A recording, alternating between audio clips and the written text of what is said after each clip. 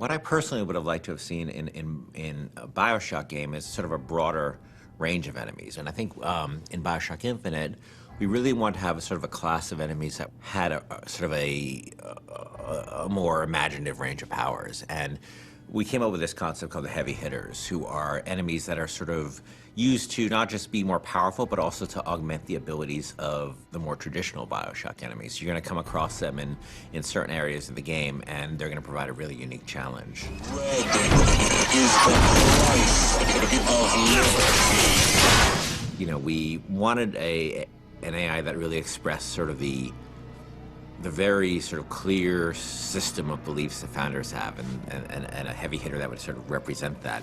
And the Motorized Patriot is sort of the embodiment of that. And they came up with this idea of this creepily motorized, like Hall of Presidents animatronic George Washington. It was specifically the face, specifically this weird, like, porcelain child dolls, you know, poor rendering of George Washington. That kind of clinched it. Everybody saw it and said, okay, we can roll with that. It's one of those rare moments where you kind of all come together and you realize, okay, this is going to work. We're all on the same page here. Let's just move forward with what we got. I can use a turret! On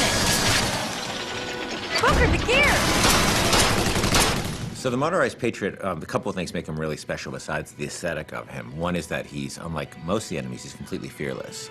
He doesn't have a sense of self-preservation, so he'll just keep coming at you and coming at you and coming at you.